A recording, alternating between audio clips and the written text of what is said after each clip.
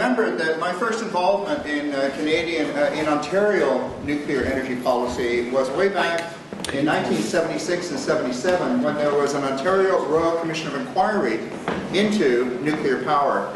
Well, it was into electric power planning, but they published a report in 1978 called, gosh, what was it called? The 11th hour? Is that the 11th hour one? No. I'm sorry, I've drawn a blank on that.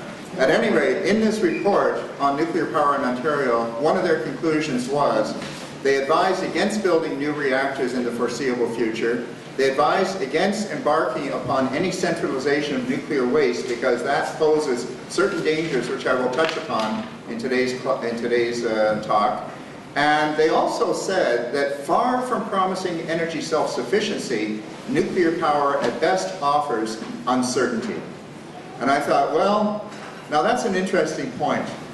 You were investing in uncertainty, and boy, does it pay dividends. The more you invest in it, the more uncertainty you get. I remember a man who worked for the Atomic Energy Control Board and who gave me access to some documents that I shouldn't have seen. And he said that, I asked him, I said, do you know any other technology where the problems seem to get more and more complicated? Most technologies, as you get used to them, they get easier and easier. But with nuclear, it seems to get more and more complicated. And he cocked his head and looked at me and he said, no, you've got a point. It seems that with nuclear, the more we invest in it, the more problems we have, and the harder it is to actually solve those problems. Now, let me just simply go ahead into my talk and we'll see what I'm talking about here. The first point I'd like to make is the so-called benefits of nuclear power. Next, please. The potential benefit that we're told through the all the advertising that's going on for a nuclear renaissance, a global nuclear renaissance right now, is that it can play a very significant role in addressing the climate change problem. Next, please. But if we turn to, for example, the Intergovernmental Panel on Climate Change, they published a report about a year and a half ago, March 2007, in which they said that if you look at nuclear power as a base year of 2005, it was then producing 16% of the electricity in the world. Next.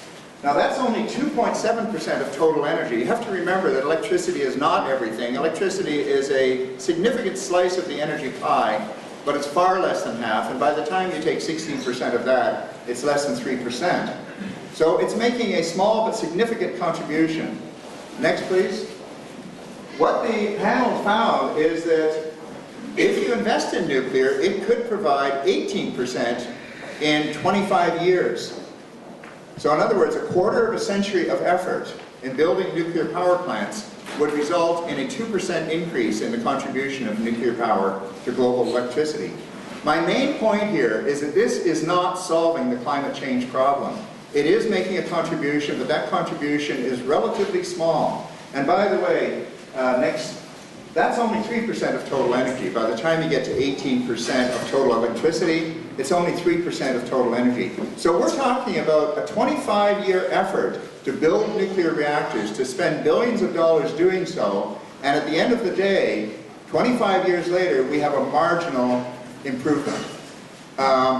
Very important for people to understand that this is not the solution to global warming. There is absolutely no way that nuclear power will solve the global warming problem, the climate change problem, more properly called. Next, please. Also, there are very serious downsides, and I intend to argue that the downsides, the disadvantages, far exceed the benefits. And these are problems of safety, that is nuclear safety, problems of weapons proliferation, that's of course nuclear weapons proliferation, and waste, radioactive waste. These problems cast a very dark shadow over the future of our planet, and we have to be aware of that. Next. Now, if we take a look at the alternatives, for example, in the field of electricity only, if we look at renewable energy, renewably generated electricity, the same base year, 2005, the working group found that renewable electricity was already providing 18% of global electricity. So in other words, renewable electricity is already where nuclear hopes to be in 25 years. Next. And the group found that a 30 to 35% share using just off-the-shelf technology, nothing exotic, for renewable electricity would be expected in the same period of time, that same 25 years. So evidently, the climate change group has identified renewable electricity as far more advantageous than nuclear in terms of addressing the global warming problem. Next. And of course, it also has side effects. Every technology has side effects. And the group mentioned that renewable energy generally has a positive effect on energy security, employment, and air quality. So, and hopefully these effects are more than temporary, we hope, as well. Next. Now, we have somebody here from Germany. Germany is a very interesting case in point. Due to an unusual political circumstance, which was a coalition government that had a strong green component, Germany decided to phase out of nuclear power. This is a policy which they are still pursuing, although there's a lot of forces arguing to end that phase out. But the phase out is still in place. They have shut down 2 of their 17 nuclear reactors. They're in the process of shutting down a 3rd nuclear reactor.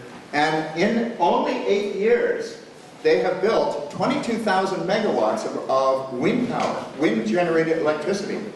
That's installed capacity. Now, 22,000 megawatts is an enormous amount of electricity. That's far more than the entire Canadian nuclear program. If all of the reactors in Canada were operating at full power, at full capacity, and none of them were shut down, which is not the case, then we would have 15,000 megawatts of electricity from the nuclear reactors. Germany built 22,000 megawatts of wind power in only 8 years. You could not build 22,000 megawatts of nuclear in 8 years. It's impossible. So that's something to think about. Another thing to think about is this. Let's suppose you could build 22,000 megawatts of nuclear in 8 years. You would get no benefit for all those 8 years. The only benefit you get is after they have been built. So during the time that you're building them, you're getting no benefit. In fact, you're adding to the greenhouse gas problem because of the construction of the reactors, all the cement, all the steel, the enrichment and mining of the uranium, the preparation of the fuel. All of this will add to greenhouse gas releases and contribute no benefit. In the case of wind power, when you build 22,000 megawatts of wind power, you get benefit every single year. The first year you get a bit. The next year you get more, the next year more, the next year more, the next year more, and you build up to 22,000 megawatts. So Germany was getting benefit all the way along the line. And in fact, they have now approved 24,000 more megawatts of wind power. Those are going to be offshore wind stations. By the way, there was a recent report from the States which indicated that just Lake Michigan alone has a potential for almost 200,000 megawatts of wind power. And if you harvested only 10% of that, you would have more than the entire Canadian nuclear industry. So the point is, there are potentials here, and we're only seeing the beginning of a very thriving and, I would say, booming renewable energy industry. So it seems that if you really want to invest in the future, in sustainability, that's the way to go. Whereas if you want to invest in uncertainty and you'd like to have an increasingly uncertain future, then perhaps you could invest in nuclear power.